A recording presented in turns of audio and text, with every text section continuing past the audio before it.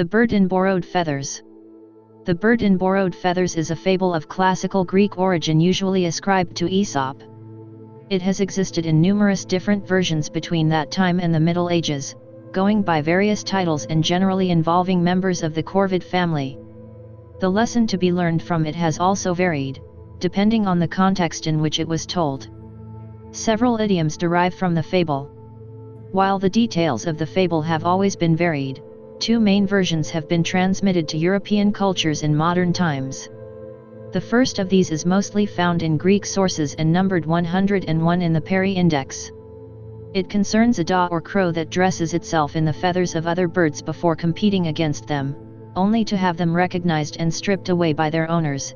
In some versions all its own feathers are also torn away. The lesson to be learned is that borrowed finery brings humiliation. The second version stems from the Latin collection of Phaedrus and is numbered 472 in the Perry Index. In this, a jackdaw that has found some peacock feathers and stuck them among its own, looks down on its kind and joins the peacocks. When they realize the intruder is not one of themselves, they attack it, stripping away the borrowed finery and leaving it so disheveled that it is afterwards rejected by its fellows.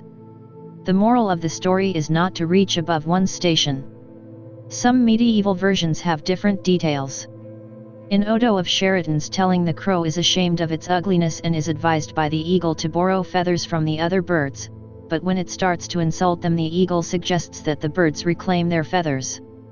Froissart's chronicles have a certain Friar John advising church leaders that their possessions depend on temporal rulers and illustrating the lesson with a story of a bird that is born featherless until all the other birds decide to furnish it with some of their own. When it starts to act too proudly, they threaten to take their feathers back. Such stories addressed themselves to various kinds of pride and had given rise to the Latin idiomatic phrase Aesopus graculus that Erasmus recorded in his Adagia. But the story has also been used to satirize literary plagiarists in classical times. In one of his epistles, the Roman poet Horace alludes to the Greek version of the fable when referring to the poet Celsus, who is advised not to borrow from others lest, if it chance that the flock of birds should sometime or other come to demand their feathers, he, like the daw stripped of his stolen colors, be exposed to ridicule. It was in this sense too that the young William Shakespeare was attacked by the elder playwright Robert Greene as an upstart crow, beautified with our feathers. When Jean de La Fontaine adapted the story in his Fables Choisies, it was the Latin version of a bird disguised as a peacock that he chose, but he followed Horace in applying it to the human jay, the shameless plagiarist. The very free version of John Matthews, his English translator, develops the suggestion much further. However, when La Fontaine's fable was rewritten to fit a popular air in the 18th century Nouvelles Poésies Spirituelles et Morales sur les plus beaux airs, its focus was changed to dressing above one's station. It is the Latin version too that lies behind the popular idiom to adorn oneself in borrowed plumes, used against empty pretensions. This is made more obvious by the reference to peacock feathers in the Italian equivalent, vestirsi con le penne del pavone. Ivan Krylov wrote his own variation of the fable called The Crow.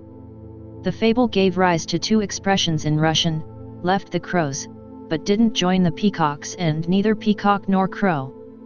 While keeping close to the fable at the start, he ends by extending the application to the human example of a merchant's daughter marrying a noble and fitting neither with their family nor her own.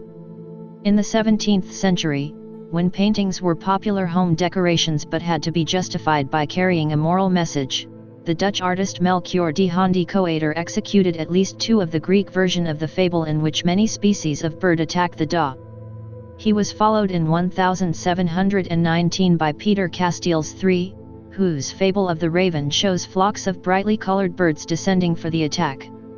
English artists who have been influenced by their treatment of the subject include George Lance, whose The Vain Jackdaw stripped of his borrowed plumes was highly praised when he exhibited it at the British Institution in 1828, and Edward Bawden in the 20th century. Most illustrations of La Fontaine's fables, with their 3 or 4 peacocks bending to reclaim their plumes from the jay, show lack of originality. This is true even of Kano Tomonobu's Japanese woodcut version published from Tokyo in 1894. The most lively treatments of the theme are in political cartoons celebrating the defeat of Napoleon, in which feathered kings and emperors snatch away his finery. There was a slightly earlier Japanese wood print by Kawanabe Kyosai in his Isa Homonogatari series which shows peacocks attacking a prostrate crow. In general, the artist was dependent on John Tenniel's illustrations of the fables for his interpretations, but in this case the print is similar to the picture in the Croxall edition of 1814. There is an amusing nod in the Fables direction in Amelia Bauerl's etching "Fine feathers make fine birds" in the Yellow Book. Although the proverb is an alternative for "clothes make the man," the benignant wallpaper peacock bending over the little girl as she shows off her plumed hat suggests that it might pluck away the feathers if it had a mind to. The print suggests the relationship between the proverb, which focuses on reputation gained by presentation rather than merit, and the idiom "dressed in borrowed plumes," which draws attention to another fraudulent aspect of reputation.